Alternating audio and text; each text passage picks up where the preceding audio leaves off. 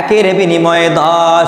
হযরত সাইয়্যিদুনা আবু জাফর বিন খাত্তাব রাদিয়াল্লাহু তাআলা আনহু থেকে বর্ণিত, তিনি বলেন, আমার দরজায় এক ভিক্ষুক এসে কিছু চাইলো।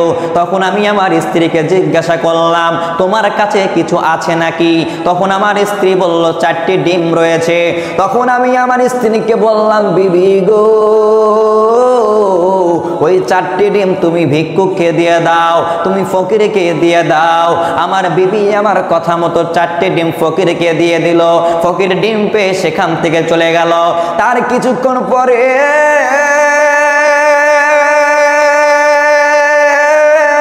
আমার এক বন্ধু খাঁচা ভর্তি ডিম আমার বাসার মধ্যে পাঠিয়ে দিল। সুবহানাল্লাহ।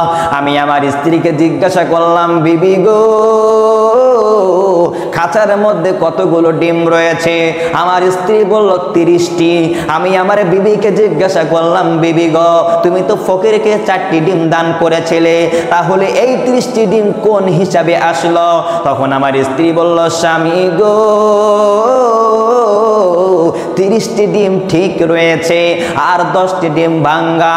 হযরত সাইয়্যিদুনা শাইখ আল্লামা ইয়ামানি রাহমাতুল্লাহি তাআলা আলাইহি তিনি বলেন, এই ঘটনা সম্পর্কে অনেক হযরত বর্ণনা করেন যে ওই ভিক্ষুককে 4টি ডিম দেওয়া হয়েছিল, তার মধ্যে 3টি ডিম ঠিক ছিল আর 1টি ডিম ভাঙ্গা ছিল।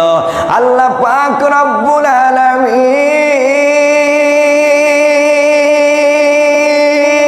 প্রতিটি ডিমের বিনিময়ে 10টি করে দান করেছেন। ভালোর বিনিময়ে ভালো, ভাঙ্গার বিনিময়ে ভাঙ্গা।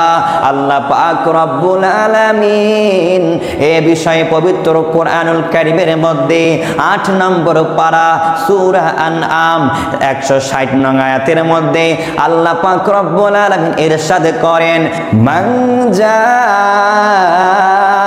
বিল হাসানাতি ফালাহু আশরু আমসালিহা।